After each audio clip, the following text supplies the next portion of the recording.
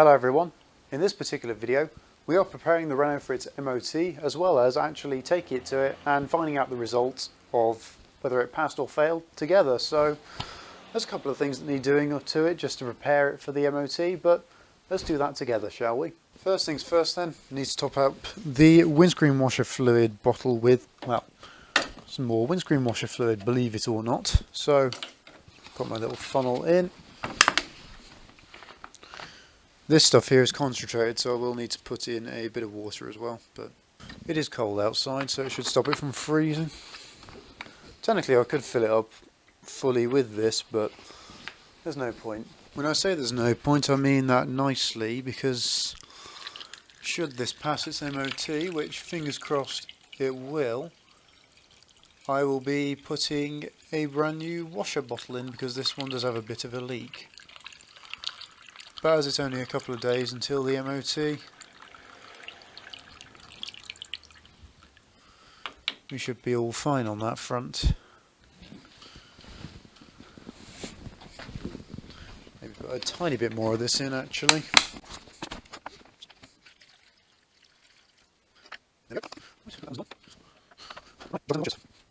Whilst we got the bonnet open then, let's check the oil just to make sure that's all as should be. Nice and clean. Yep, the marker are those two little indents there, and it is just in between, so yep, oil is all good on this. Fun fact actually, this dipstick came from a Dacia Logan Mark I from Romania, I believe. With the washers now topped up with washer fluid, it's now a good chance to check just to make sure they all work as they should do. If they don't, we can maybe do something about that.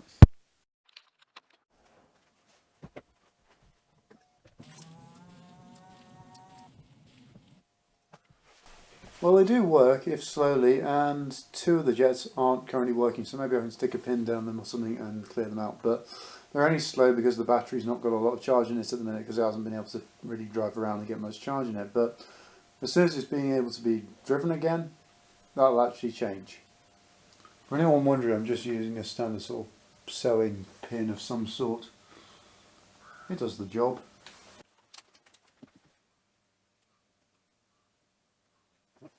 Let's give that a try, shall we?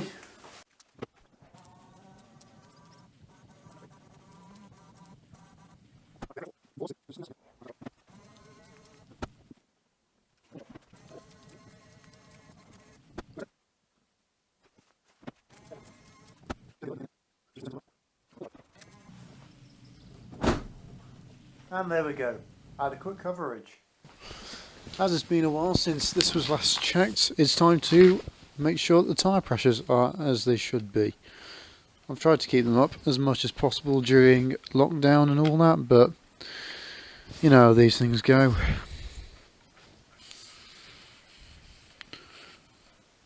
Right, 1.9 bar.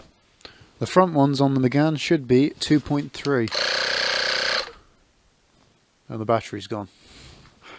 I'm doing the rear whilst I'm on this side because basically this one's had to be plugged in because the battery for it has gone flat. So that's currently on charge whilst I'm doing this, but luckily this can plug into the cigarette lighter. But the rear ones should be 2.1 bar, whereas the fronts are 2.3. It should be 2.2 if fully loaded, but let's see what this actually is now.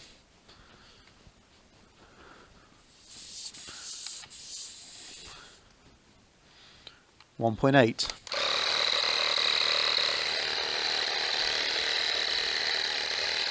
The good thing about this is this one actually turns off when it reaches the pressure you put in, so that should be all good.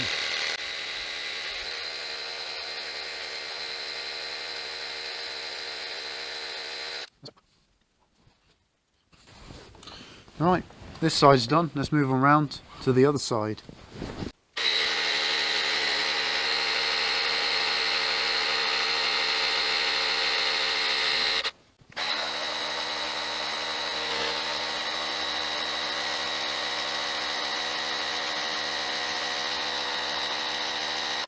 If you watched the previous video on this channel of basically the MOT and what it is and the checks that an MOT tester will look for, You'll have seen that I discussed the tyres and the fact that they check for minimum tread depth and all that.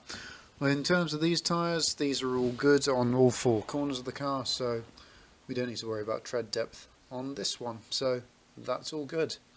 Let's move on to the lights. Let's just put the lights on just to make sure they're okay. So side lights, can't really see whether they're on from here, so let's go around and check. Yep, that one's on, and that one's on as well. That one seems to be a little bit dimmer, but that could just be a slightly more rubbish connection, or it could just be the angle I'm standing at. I'll have a bit more of a look in a minute, but they both work. Let's just check the main beam. It's on the indicator stalk on this, so no green light on there, that's good. And they're also shining on the garage door, not that you can really see because of the lights in here, but that one's on. That one is also on.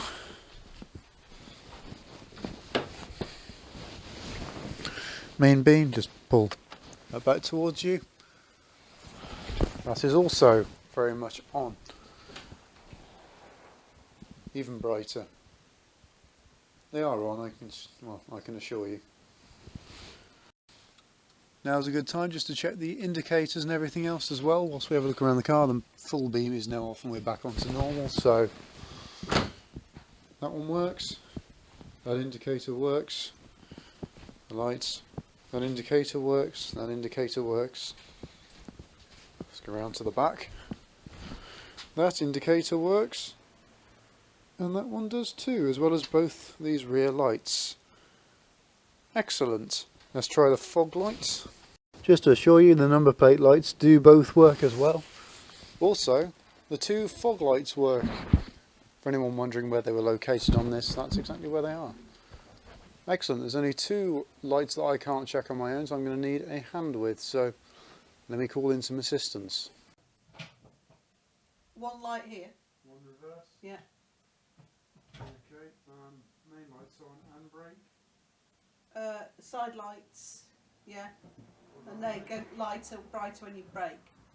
So after testing the lights, which I can't do on my own, so I've got to be in the car to actually operate them, it's been discovered that the one reversing light bulb, which is just in there, is gone, so I'll need to replace that. But out of all the bulbs in this car, that's the only one that has gone, which is rather good. But you may have noticed the lights are a little bit dim. That's because there isn't much power left in the battery. So what I'm going to do, just for tonight, because it is starting to go a little bit dark outside now. It's actually darker out than the camera's making it look. But what I'm going to do is just put it onto trickle charge for just a little bit, using that little trickle charge down there. Get a bit of power into the battery, and then tomorrow I'll give it a wash and make it look that little bit nicer. Right, the trickle charger is on and currently charging up the battery, which obviously good because it means I can get the car out of the garage tonight and put another one back in. That has now been topped back up as well after my extensive testing and clearing, so that's all good. So all that's left to do for tonight in the garage on the Renault is literally just replace that one reversing light bulb, and then, as I've already said, tomorrow I'll give this a wash just to make it look that little bit nicer, look like it's actually cared about, because it, believe it or not, it actually is cared about, despite the fact you haven't seen it that much on this channel. So the last thing to do tonight then is just change that rear reversing bulb. So let's go and do that now quickly. It won't take too long. You join me in the boot of the car, where if you're thinking that doesn't look like a very comfortable position to sit in, you're right, because it isn't. But nonetheless, this is what we need to do, just get the best access, I think. So you've got a little clip here, just push that in, a little tab just in the side here, which you can just get your finger into. There we go. And then the rear lights are just held in simply by these two little clips in the side, which you pull out. Top one is the reversing bulb. And there we go. Reversing bulb is out. Right, brand new bulb. Slot that in, shall we? That's it. Put this all back. You're probably sat there thinking, why didn't he just go from that angle in the first place? And the answer is, I don't know. Probably because it was just easy to sort of show. There we go, that's all back together, and because the battery's disconnected I can't show you that working, but I'll let you know tomorrow when we give the car a wash whether it does work or not. But that is all back in and connected up. The battery is currently disconnected, so I can't test it. But what I will say is tomorrow when we give the car a bit of a wash and a bit of a clean to get rid of some of these leaves from out of it, I'll let you know whether it's working then, which for me is tomorrow, but for you is a couple of seconds. So for tonight, because it is still getting dark, I'll finish off here for tonight. So see you tomorrow. Bye. It's the next day, which means it's time to give the Renault a bit of a wash for the MOT. And currently we're between a rain shower, so I'm going to be quite quick about doing this. So let's just get on with it.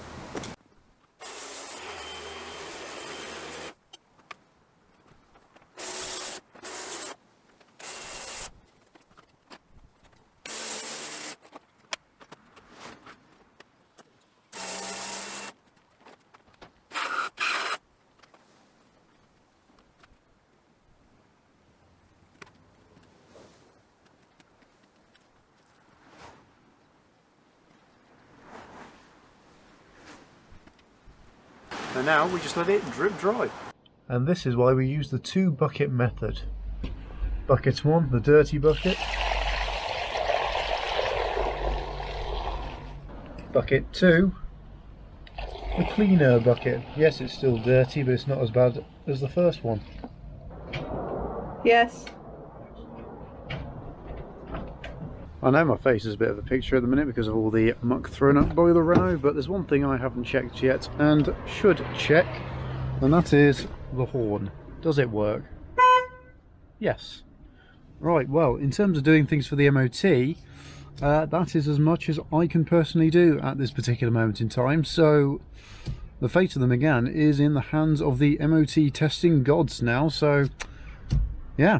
From filming today, tomorrow is the actual MOT of this car, so yeah, we wait with fingers crossed and breath in anticipation to see whether it passes or fails. If it fails, what's it going to fail on?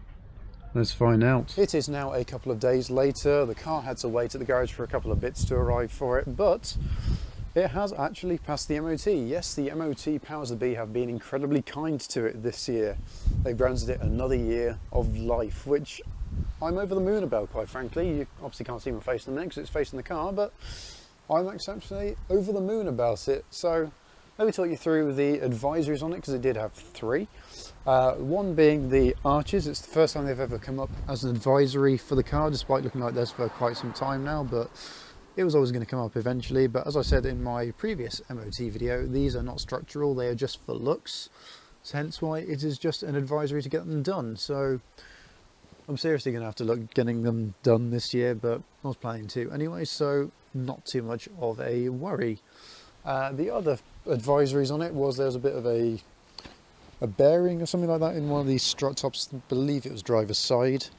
That hasn't been sorted because we're not expecting to be going massively far in the car particularly, and it has been checked out by obviously professional trained engineers and all that sort of good stuff. So they checked it out and they said yeah, it should be fine for another year, so that's where we're going with. And also the leaky water pump. Yes, the very first video that I ever did of a car on this channel, and obviously of this very car here, that has now been replaced, and the cooling system is now all fully functional again with no leaks, which, yeah, you can't ask for a much better result than that, can you really? Very little wrong with it as such. And in terms of actually for the MOT, nothing needed to be repaired for it other than the brake, which I did, but nothing that I've missed, which is the main thing here. But yeah, the Renault story continues, and quite frankly, I'm exceptionally pleased about that. So for this video, I'm going to say thank you very much for watching. Don't forget to like, subscribe, all that good stuff. Comment down below, say whether you are pleased or upset that this car has passed. You can't be upset with it, I won't allow it. Only pleased comments only. But yeah, anyway, I shall see you all in the very next video. So for now, farewell.